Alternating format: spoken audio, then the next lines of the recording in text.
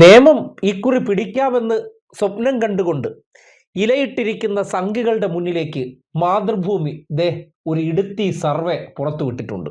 എന്നാലും കൈ കഴുകി വലിയ പ്രതീക്ഷയോടുകൂടി ഇലയിട്ട് ചോറുണ്ണായിരുന്ന സംഘികളോട് നിങ്ങൾക്ക് ചോറില്ല, ഇരുന്നിട്ട് കാര്യമില്ല എന്ന രീതിയിൽ നിയമത്തെ ജനങ്ങൾ എന്ത് ചിന്തിക്കുന്നു എന്നതിൻ്റെ കൃത്യമായിട്ടുള്ള സൂചന ആ സർവേയിലൂടെ പുറത്തു വരുന്നുണ്ട്.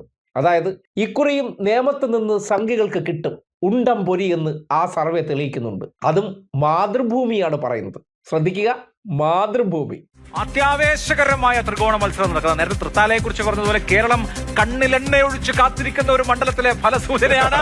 മറ്റൊരു മണ്ഡലവുമല്ല, നേമത്ത് നമ്മുടെ വിദ്യാഭ്യാസ മന്ത്രിക്ക് വിദ്യാഭ്യാസ കേരളത്തിന്റെ പൂക്കിയായ വി ശിവൻകുട്ടിക്ക് എത്ര മാർക്ക്?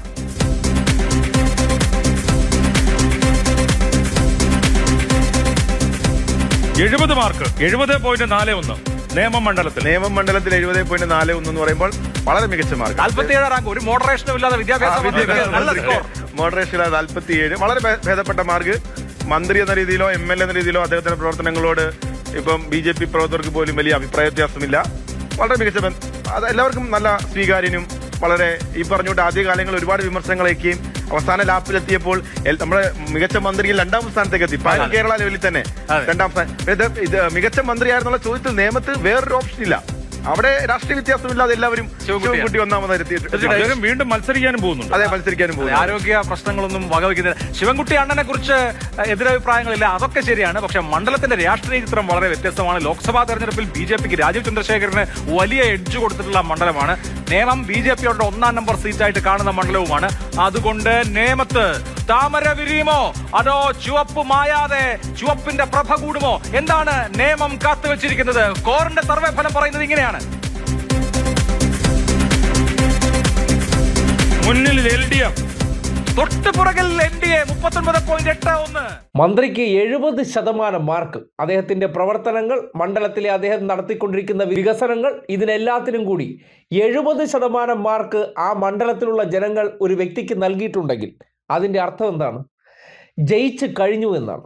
സംഘികൾ അവിടെ ഇനി എത്ര തട്ടിട്ട് തുള്ളിയാലോ, ഇനി എന്തൊക്കെ തരത്തിൽ രായി മുതലാളി അവിടെ പണമെറിഞ്ഞാലോ ഒരു ചുക്ക് സംഭവിക്കാൻ പോകുന്നില്ല എന്നതിൻ്റെ കൃത്യമായിട്ടുള്ള സൂചനയാണ് സർവേയിലൂടെ പുറത്തേക്ക് വരുന്നത്. എന്തായാലും മാതൃഭൂമിയുടെ സർവേ തിരുവനന്തപുരം ജില്ലയിലെ A ക്ലാസ് മണ്ഡലവും ഒപ്പം തന്നെ BJP സംസ്ഥാന അധ്യക്ഷനായിട്ടുള്ള രായി മുതലാളിയും മറ്റ് ചിലരെല്ലാം നോട്ടം ഇട്ടിരിക്കുന്ന നേമം മണ്ഡലത്തിൽ വിട്ടുപിടിക്കുന്നതാണ് നല്ലത് എന്ന സൂചനയാണ്. ഇക്കഴിഞ്ഞ കോർപ്പറേഷൻ തെരഞ്ഞെടുപ്പുമായി ബന്ധപ്പെട്ട് നേമത്തുണ്ടായിട്ടുള്ള മുന്നേറ്റം അത് വട്ടിയൂർക്കാവും കഴക്കൂട്ടം പോലെ തന്നെ വലിയ പ്രതീക്ഷ അർപ്പിച്ച് ഇപ്പോൾ തന്നെ കോടികൾ ഒഴുക്കി തുടങ്ങിയിട്ടുണ്ട്, പണം കൊടുത്ത് വോട്ട് വാങ്ങാനുള്ള ലക്ഷ്യം. എന്നാൽ ആ പണം പോകത്തേ ഉള്ളൂ, മണ്ഡലം കിട്ടത്തില്ല എന്നതാണ് അവിടെ സർവേക്ക് പോയവരടുത്ത് ജനം നൽകുന്ന മറുപടി. രാഷ്ട്രീയം മാറ്റിവെച്ചിട്ട് മന്ത്രി വി ശിവൻകുട്ടി അവിടെ നടത്തിയിരിക്കുന്ന വികസന പ്രവർത്തനങ്ങളും അദ്ദേഹം മന്ത്രി എന്നുള്ള നിലയ്ക്ക് ചെയ്തുകൊണ്ടിരിക്കുന്ന പ്രവർത്തനങ്ങളിൽ ജനം സംതൃപ്തരാണ്. അവർക്ക് ആ വ്യക്തിക്ക് മാർക്ക് കൊടുക്കുന്നതിൽ രാഷ്ട്രീയം മാറ്റി നിർത്തി തുറന്ന മനസ്സോടെ ഒട്ടും പിശുക്കാതെ വാരിക്കോരി കൊടുത്തിരിക്കുന്നു എന്ന് മാതൃഭൂമി റിപ്പോർട്ട് ചെയ്യുന്നുണ്ട്. മാതൃഭൂമി ആകുമ്പോൾ സ്വാഭാവികമായിട്ടും അത് റിപ്പോർട്ട് ചെയ്യുന്ന ഓരോ കാര്യവും സംഘികളുടെ നെഞ്ചത്തുള്ള ആണിയാണ്. കാര്യം ഏറ്റവും കൂടുതൽ സവർണ സംഘികൾ വിശ്വസിക്കുന്ന പത്രമാണ് മാതൃഭൂമി. ആ മാതൃഭൂമി നടത്തിയിരിക്കുന്ന ഈ സർവേ ഫലത്തിന്റെ ദിശാസൂചിക വളരെ കൃത്യമാണ്.